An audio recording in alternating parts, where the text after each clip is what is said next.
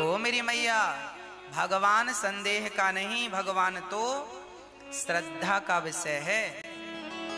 शंकर जी ने श्रद्धा से सुनी तो राम जी का दर्शन हो गया, जबकि माता सती ने श्रद्धा से नहीं सुनी तो राम जी खड़े हैं, शंकर जी कह रहे हैं कि ये भगवान है, पर सती जी को समझ में नहीं आ रहा। सती जी को लगा ये कैसे भगवान, भगवान होते तो अपनी पत्नी के लिए दर दर ठोकर क्यों खाते, भगवान होकर ये थोड़ी कहते कि हे पशु पक्षी तुम बताओ मेरी पत्नी का, ये तो कोई पागलों की हरकत लगती है। माता सती को लगा कि आपने कोई ज्यादा भांग वांग पी ली है, इसीलिए आपको कुछ का कुछ लग रहा है। अब लो, एक तो माता सती को भगवान पर विश्वास नहीं है, दूसरा अपने पति की आज्ञा का उल्लंघन करती जा रही हैं। देखो, जब अविश्वास पैदा होता है ना, तो उस अविश्वास से क्या क्या होता है उसका परिणाम बोलूंगा। भगवान शंकर ने बहुत समझाया, सती यही राम है, यही भगवान है, यही ईश्वर है, इन्हीं का मैं दिन रात ध्यान करता हूं अपने चित्त में। सदा वसंतम हृदयारविंदे भवम भवानी सहितम नमामि, यही मेरे भीतर रहते हैं सीताराम, तुम संदेह ना करो। पर सती जी नहीं मानी। सती जी बोली, अब मैं परीक्षा लेकर देखूंगी। शंकर जी ने समझाया, मुनि धीर जोगी सिद्ध संतत विमल मन जे ध्यावहि, कहने ते निगम पुराण आगम जासु कीरत गावहि। सोई राम व्यापक ब्रह्मोवन निकाय पति माया धनी, अवतर हो सपने भगत हित निज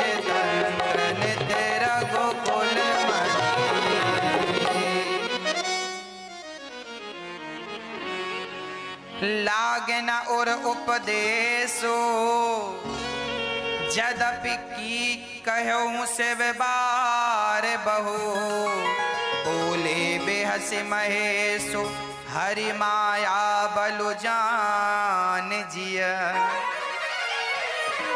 एक बात बताएं, जो आदमी समझाने से समझ जाए, समझ लेना किसका कल्याण है, और जो आदमी समझाने से ना समझे, समझ लेना कि अब विधाता इसका सर्वनाश करने की तैयारी में है। समझना, जो बेटा अपने माता पिता की बात माने उसका तो कल्याण है, और जो माँ बाप की बात ना माने उल्टा ही चले, समझ लेना कि अब इसके सर्वनाश का समय निकट आ गया है। इसीलिए जो उचित बातें हैं, माता पिता का जो उचित ज्ञान है, उचित सलाह है, वो मानना चाहिए। हाँ, कई बार ये होता है कि माँ बाप थोड़ा गांव के होते हैं और गांव की सोच के हिसाब से बात करते हैं, जबकि बेटा शहर में रहता है तो वो 10 साल बाद की प्लानिंग की बात करता है, तो दोनों की बातें मिसमैच हो जाती हैं। पिता का कहना अलग हो जाता है, पुत्र का कहना अलग हो जाता है। पुत्र सही कह रहा है क्योंकि वो 10 साल बाद क्या होगा वो जान रहा है, पर पिताजी गांव के हैं तो वो ज्यादा दुनिया घूमे नहीं, तो उन्हें ज्यादा नॉलेज नहीं हो रहा है। हाँ, यदि वो भी बड़ी बातें कर लें, वो भी भविष्य की। अच्छा, मैं आपको एक बात यहां जरूर कहना चाहूंगा कि हमें वर्तमान का नहीं सोचना चाहिए, बल्कि आने वाले भविष्य में आज हम जो काम कर रहे हैं, इस काम का भविष्य में क्या फायदा और क्या नुकसान है, आज के 10 साल बाद तक की, 50 साल बाद तक की प्लानिंग से हमें चलना पड़ता है। भाई, हम लोग जब घर बनाते हैं तो घर ऐसा थोड़ी बनाते हैं कि आज बनाएंगे अगले साल फिर तोड़ के फिर बना लेंगे। भाई, 100 साल 50 साल की आयु घर की हो, बड़ा मजबूत घर बने, हम तैयारी करते हैं ना। तो कई बार पिता और पुत्र में यही बातें हो जाती हैं, वो कुछ कहना चाहते हैं, ये कुछ करना चाहता है, बातें मिसमैच हो जाती। इसीलिए मैं प्रार्थना करता हूं पिता पुत्र को जो भी बातें हैं वो क्लियर कर लेनी चाहिए। और कभी कभी पुत्र पिता की बातें तो हमेशा माने, पर कभी कभी पिता को चाहिए कि पुत्र सही कह रहा है तो उसकी सही बात पिता को मान लेनी चाहिए। बताओ, सही बात यदि मैं कहूं तो आप मान लेते हैं। जरूरी नहीं है कि हर बार पिता ही सही कहे, भाई कई बार बेटा भी सही बात कर सकता है, सही रास्ता बता सकता है, उसका भी ज्ञान है, उसने भी पढ़ाई की है, तो हमें उसकी भी बात माननी चाहिए और बच्चे को पिता की भी बात। मतलब एक दूसरे के तालमेल से जिंदगियां चलती हैं। एक आदमी कहे बस मेरी मेरी मानो, मैं तुम्हारी बिल्कुल नहीं मानूंगा, तो साहब फिर देखो ऐसा है कि रास्ते अलग अलग हो जाते हैं, है ना। इसीलिए हम तालमेल बिठा के रखें। शंकर जी बहुत समझाए पार्वती सती माता को, समझ जाओ, पर सती जी नहीं समझी। तब शंकर जी को कहना पड़ा, जो तुम्हारे मन अति संदेह हो, तो किन जाई परीक्षा ले हो। अब लगी बैठ आहू बट छाही, जब लगी तुम ऐहू मोहि पाही।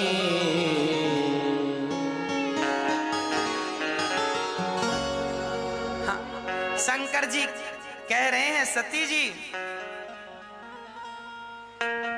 देखिए तुलसीदास जी ने यहाँ ग्रामीण भाषाओं का प्रयोग किया है। गांव में बोलते हैं तो मैं ऐहो का, ऐहो मतलब आहो का, मतलब आहो मतलब आओगे क्या, तो यहाँ लिखा है, जब लगी तुम ऐहो मोहि पाही।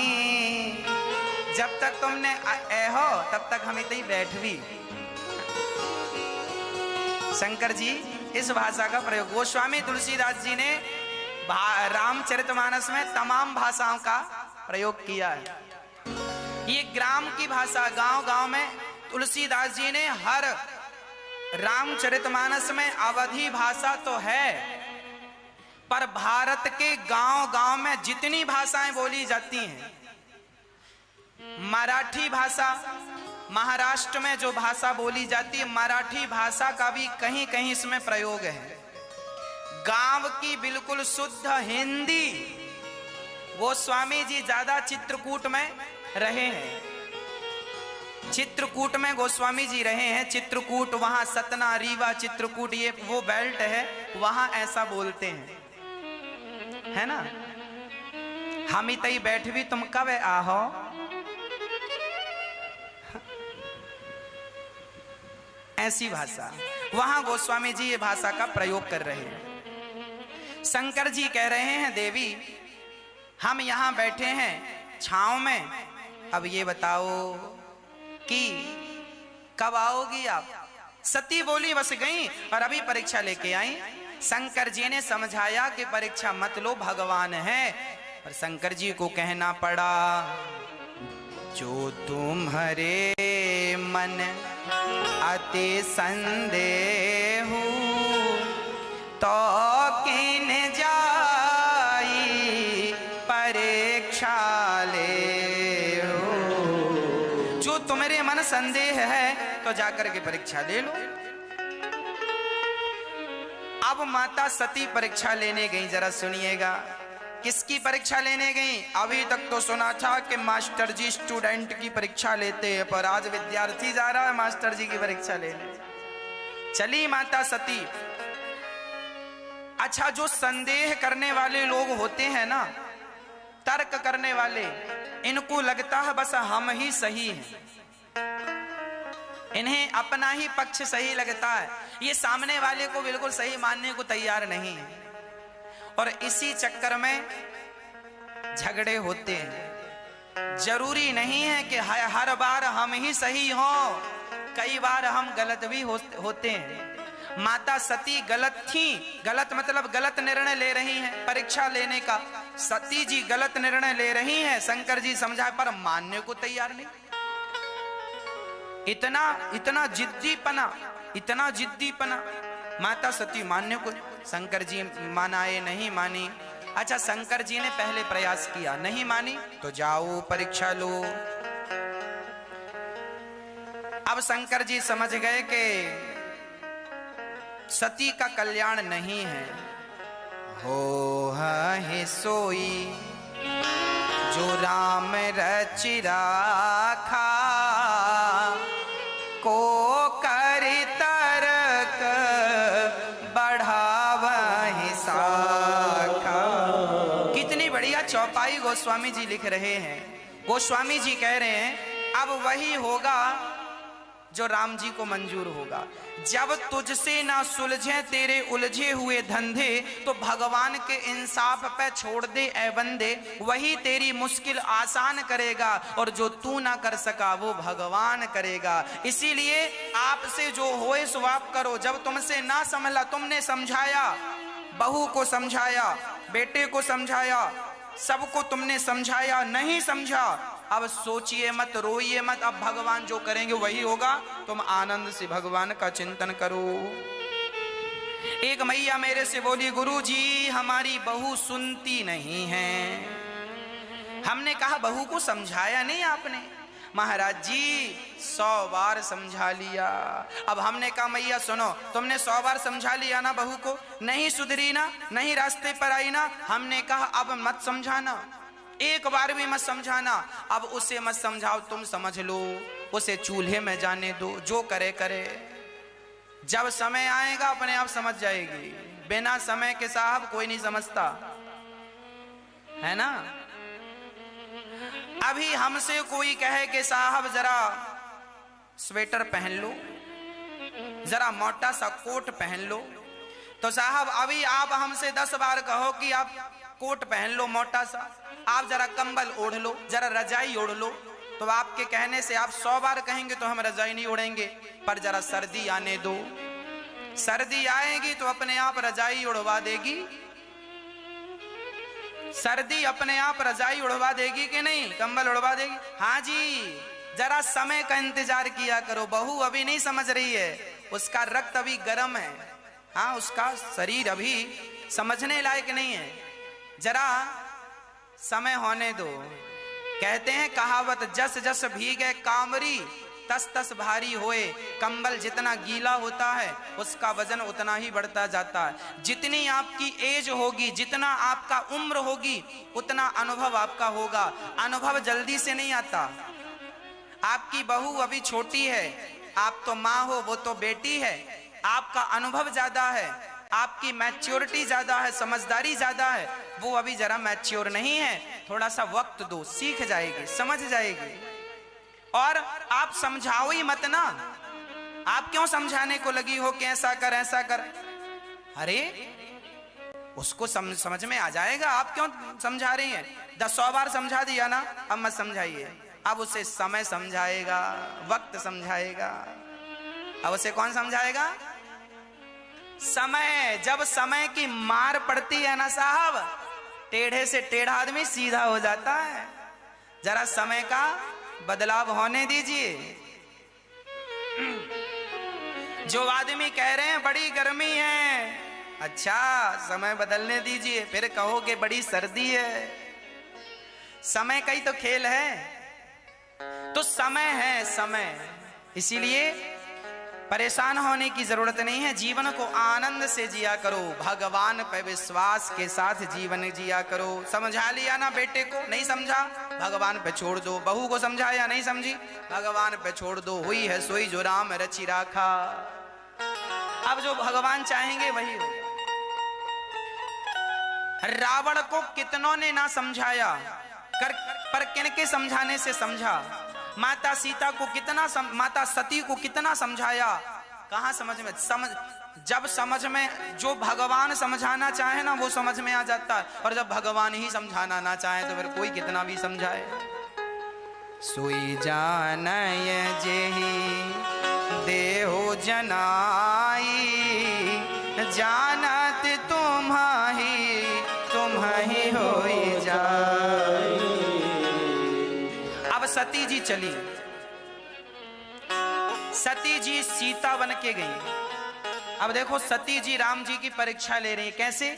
सती जी ने सीता का रूप बना लिया, सीता बन गई और सीता बन करके राम जी के आगे जाकर खड़ी हो गई और राम जी से कहने लगी, लो मैं आ गई। अब राम जी ने देखा, राम जी ने लक्ष्मण जी ने देखा, लक्ष्मण दीख उमाकृत वेसा, चकित भये ब्रह्म हृदय विशेषा। लक्ष्मण जी बोले, राम राम, ये माता सती यहाँ सीता हमारी भाभी बनकर क्या कर रही है? माता सीता बन के क्या कर रही है? सती जी ने कहा, मैं सीता हूं। सती जी ने कहा, मैं सीता हूं। पर राम जी ने कहा, जोरे पानी प्रभु कीन्ह प्रणाम, पिता समेत लीन्ह निज नाम। कहूँ बहोरी कहाँ ब्रस के तू, विपन अनकेली फेरहूँ के हेतु। राम जी ने प्रणाम किया, माता जी प्रणाम, मैं दशरथ जी का बेटा राम। तो सती जी जो सीता बनकर खड़ी थी, बोले आप अपने पिता का नाम क्यों ले रहे हैं? राम जी ने कह दिया, जंगल में माता जी अकेली घूम रही हो, शंकर जी कहाँ हैं? जब ये कहा तो माता सती के तो पसीने छूट गए। हे भगवान, इन्होंने तो हमें पहचान लिया। तो राम जी से कहा कि आपने हमें कैसे पहचान लिया? हम तो आपकी पत्नी थी, सीता का रूप था। तब राम जी ने कहा, रूप बदल लेना सरल है ना? प्लास्टिक सर्जरी करके स्वरूप तो बदला जा सकता है, पर स्वभाव नहीं बदला जा सकता। मेरी सीता सदा मेरे पीछे खड़ी होती है, आप तो मेरे आगे खड़ी हो। आगे तो मेरी माता ही खड़ी हो सकती है, मेरी सीता कभी नहीं खड़ी हो सकती। मैंने स्वरूप से नहीं पहचाना आपको, मैंने स्वभाव से पहचाना। देखिए स्वभाव, मर्यादाएं, कैसी मर्यादाएं। अब तो माता सती घबरा गई और तुरंत वहां से चली।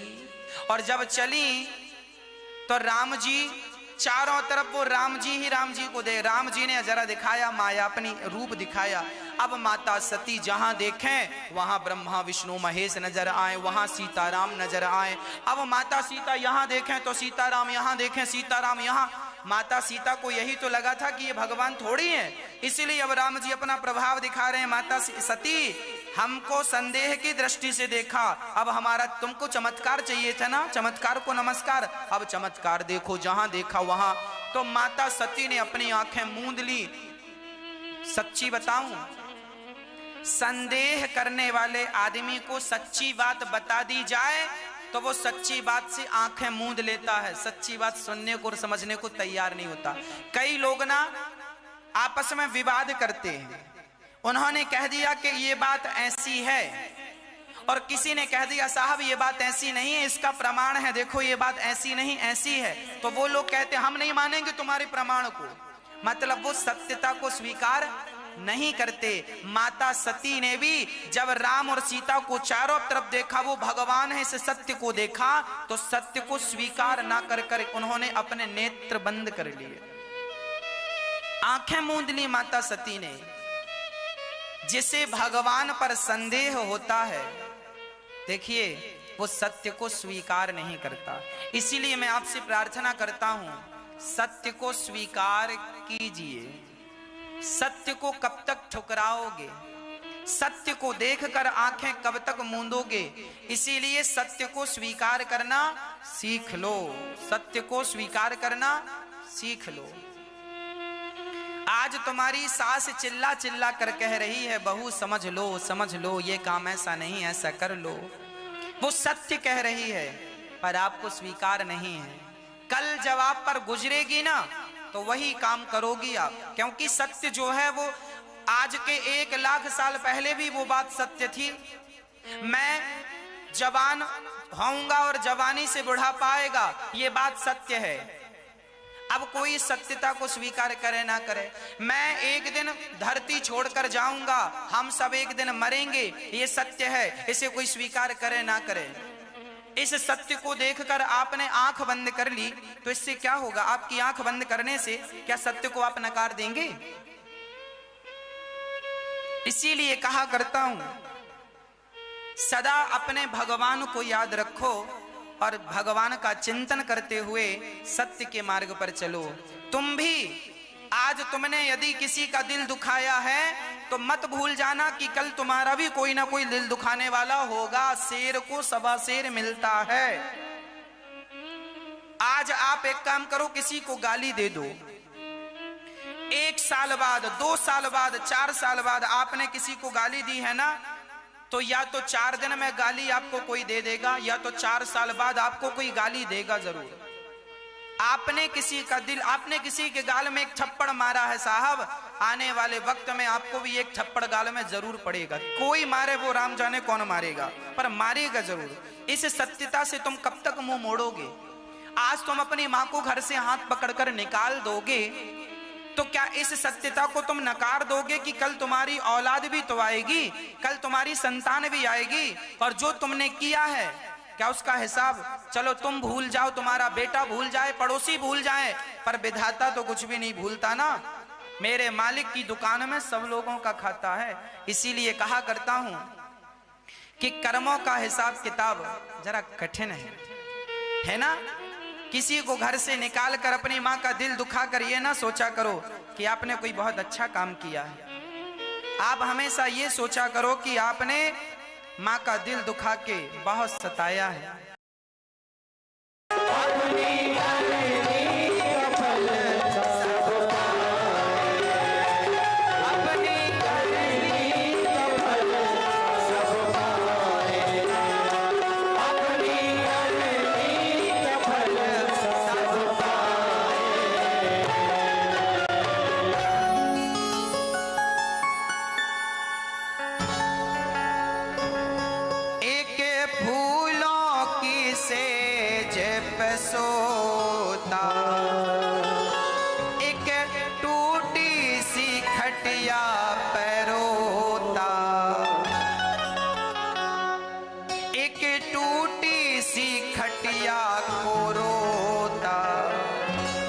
जैसी करनी करे वैसी भरनी भरे, क्या बताए अपनी करनी का फल सब पाए।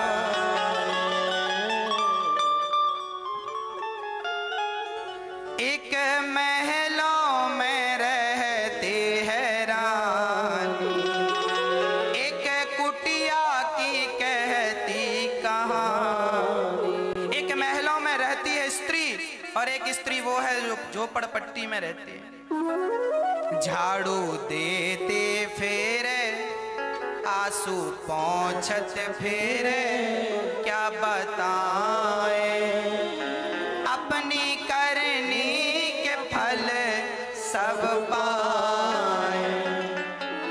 एक धनवान है एक कंगाल है, क्या बताए अपनी करनी के फल सब पाए। इसीलिए मेरी प्रार्थना हर बेटे से है, आप अपनी माँ का कभी दिल ना दुखाएं, आप कभी अपनी माँ को सताएं नहीं, क्योंकि विधाता के घर देर होती है, अंधेर बिल्कुल नहीं होती। आज हम गलत करेंगे किसी के साथ, किसी का दिल दुखाएंगे तो हमारा भी दिल दुखेगा, हमारे साथ भी गलत व्यवहार कोई करेगा, हमने किया है ना, हमें भी। ये पृथ्वी गोल है साहब, गोल मतलब ये है कि आप एक काम करिए, कुएं पर झांक कर कहिए राम तो आवाज आएगी राम, और गाली दीजिए तो वापस गाली ही आएगी ना। जो फेंकेंगे दूसरों के लिए वो घूम फिर के तुम्हारे ऊपर ही गिरना है, देर कितनी लग जाए मुझे नहीं पता। इसीलिए कभी अपनी माँ का दिल ना दुखाओ, कभी अपनी माँ को ना सताओ। इसीलिए हर बेटे का परम कर्तव्य है कि वो अपनी माँ की सेवा करे। यहाँ वो माताएं रहती हैं गौरी गोपाल वृद्धाश्रम में जिन माँओं के अपने बच्चों ने घर से निकाल दिया है। ऐसी उन माँओं का हम आपको दर्शन कराते हैं जिनके अपने बच्चे हैं पर वो सेवा करने को तैयार नहीं है। जब वो माएँ अपने बच्चों से प्रताड़ित होती हैं, दुखी होती हैं, बच्चे घर से, किसी के बच्चे ने हाथ पकड़कर निकाल दिया, किसी के बच्चे ने मार कर निकाल दिया, जब वो अपने बच्चों के साथ, माँ के साथ ऐसा व्यवहार करते हैं, तब वो माताएं गौरी गोपाल वृद्धाश्रम में आती हैं और उन माँओं की सेवा ये दास अनिरुद्ध करता है। आपसे प्रार्थना है इन रोती हुई माँओं के लिए आप भी जरा अपने हाथ जरूर बढ़ाइएगा। इन माँओं का दर्शन आप जब करेंगे तो निश्चित आप पर भगवान की कृपा जरूर होगी। यहाँ माँओं के लिए गौरी गोपाल वृद्धाश्रम पूरा माँओं से पैक हो गया है। एक बड़ा आश्रम बनाने की जरूरत है जहाँ लगभग 1000 माताएं रह सकें। 1000 माताएं रहकर वहां आनंद से रहकर भगवान का चिंतन कर सकें, भोजन प्रसादी कर सकें। अभी तो लगभग 170 माताएं यहाँ रहती हैं। 170 माताओं में किसी एक माँ का सहारा जरूर बनिएगा। 1000 माताओं के लिए बड़ा आश्रम बनाने के लिए एक बड़ी जगह पर एक बड़ा आश्रम का निर्माण चालू होगा और वहां पर आपसे प्रार्थना है कि आप एक कमरा, आप माँओं की सेवा में एक कमरा समर्पित कर सकते हैं। एक कमरा बनवा के अपने पिता के नाम से, अपनी माँ के नाम से, और एक कमरा इन माँओं को समर्पित कर सकते हैं जहां बुढ़ापे में ये माताएं अपना बचा हुआ समय आपकी छाया में गुजार सकें। उस आश्रम के निर्माण में आप कमरा नहीं बनवा सकते तो एक छत का सहयोग कर सकते हैं, इसीलिए कि आपकी छाया में ये माताएं रहकर अपना बचा हुआ समय व्यतीत करेंगी। इन माँओं का दर्द, इन माँओं की पीड़ा जरा सुनिए तो सही। आज हम फिर एक माँ से आपका परिचय कराने जा रहे हैं। ये वही माँ है जो सताई और ठुकराई है। इन माँओं को आपके सहारे की जरूरत है।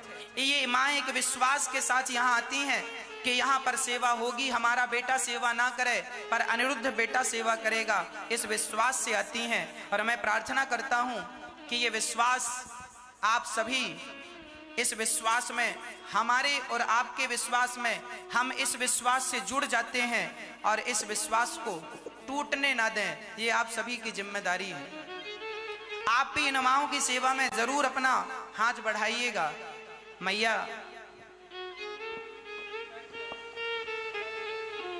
मैया जी आप कहाँ से आई हैं? बिहार से। कहाँ से मैया? सीतामढ़ी जिला। सीतामढ़ी से। आपके बेटे और बेटी, बेटे हैं, बेटी हैं आपकी? बेटी है। बेटी हैं और बेटा, बेटा है? बेटा आजकल का बेटा वही तो बेटी के चलते परेशान।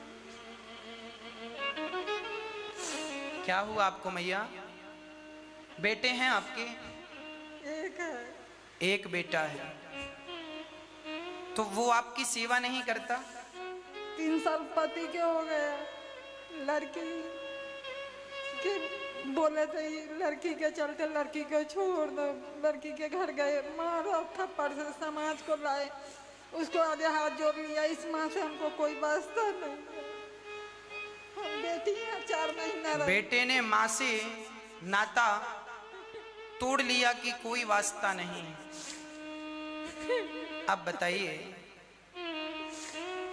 माँ के ये आंसू, माँ की ये पीड़ा, माँ का ये दर्द, क्या वो बेटे समझ पाएंगे जिस माँ ने इन्हें अपने गर्भ में रखा है? क्या गर्भ में रहकर भी ये अपने गर्भ में रहने के बाद ये ऋण चुका पाए?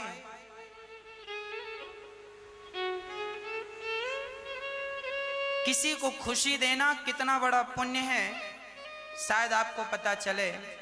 इन रोती हुई माँओं को जब हम और आप गले लगाते हैं, इन माँओं का सहारा बनते हैं, मैं अपनी बात करूं, मुझे तो बहुत शांति मिलती है। आप लोगों का प्यार, आप लोगों का सहयोग इन माँओं की सेवा में मुझे ऑक्सीजन की तरह काम करता है। आज के कई साल पहले मैंने कहा था कि मैं माँओं की सेवा करूंगा, मैं ये आंसू नहीं देख सकता, इसके लिए मुझे अपने आप को बेचना पड़े तो मैं अपने आप को बेच दूंगा, पर मुझे माँओं की सेवा करना है। प्रिय भक्तों, आप लोगों का ये प्यार, आपका एक छोटा सा सहयोग इनके बहे हुए आंसुओं को पहुंच सकता है। ऐसी कितनी माएं हैं जो रोज आ रही हैं, रोज माएं आ रही हैं अपना दर्द लेकर, इनके बच्चे हैं, पर देखो क्या इस माँ का दिल नहीं करता होगा कि मैं अपने बच्चों के पास रहूं? अरे कोई भी अपने घर को यूं नहीं छोड़ता भैया, कोई जानकर खुशी से अपना घर नहीं छोड़ता बुढ़ापे में। क्यों छोड़ेगा? जिस घर को अपने हाथ से बनाया, जिस घर की ईंट अपने हाथ से रखी हो, नींव अपने हाथ से रखी हो, उस घर को भला कौन छोड़ना चाहेगा, वो भी बुढ़ापे में? कौन नहीं चाहता कि घर में बच्चों का प्यार मिले, नाती पोतों को खिलाऊं और